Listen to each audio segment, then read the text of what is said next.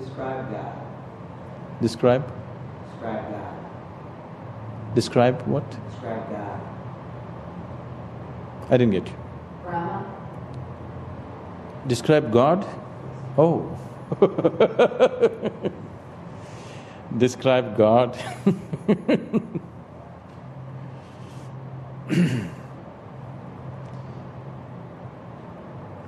If God could be described, that which you call as God wouldn't be worth pursuing.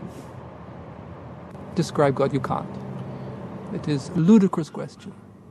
It is because there is a very important saying, I think it's in the Quran, but it's a very important saying.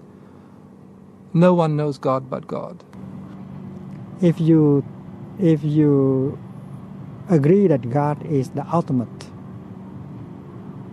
and then you should not say anything about God. Should not talk about God. You should not use any notions to describe God, including the notion being, non-being, beginning, ending, good and evil. None of these notions can be applied to God, because God is the absolute, is the ultimate. It's like nirvana. Nirvana is the extinction of all notions.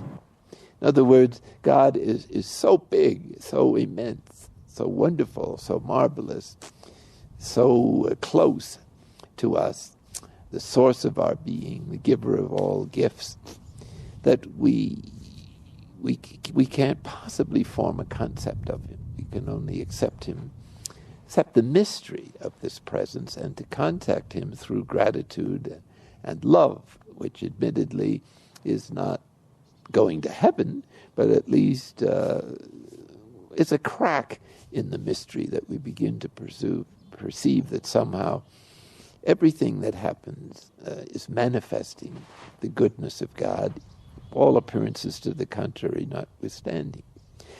I know in many cultures around the world, God has always been established as some kind of an entity. Any entity, however large it is bound to be a limited entity. When you say something is, any something is always a limited possibility. So when you say God as an entity, especially an entity that you can describe or define, that means it is a limited possibility.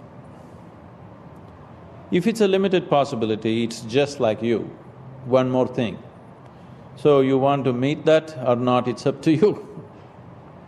But what is being referred to as God is just people's idea. It's a whole lot of belief systems. Every culture believes its own kind of God. I come from a culture where there are 1 million gods, It's a very rich culture. If you can create 1 million gods, it's nice. Now, people have always been believing that if you believe in one God, everything is going to be okay. But our history is sufficient proof to tell you, one God people have been creating lots of problems too. Describe God. Where does he live? I need to start it with saying, where does he live?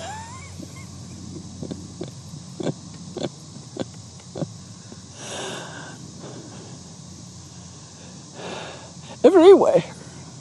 How can there be anything that is not God?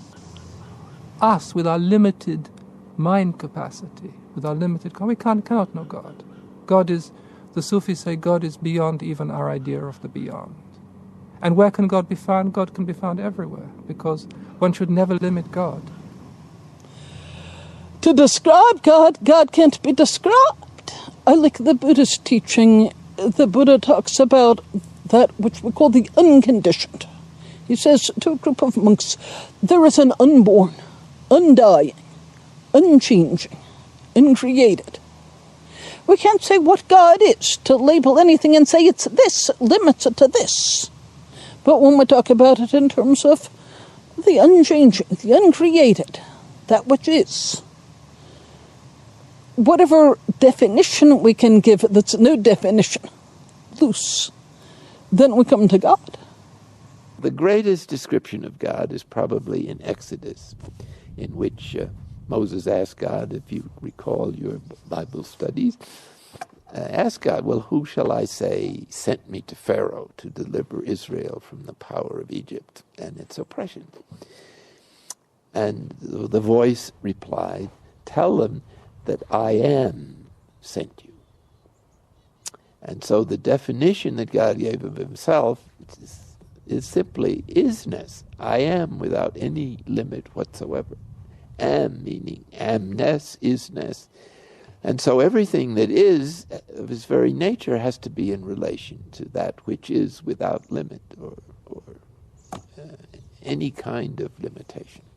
When you say describe God, you have already assumed that something exists. I would say, don't assume anything. Everything that you do not know, have the basic humility to see that I do not know.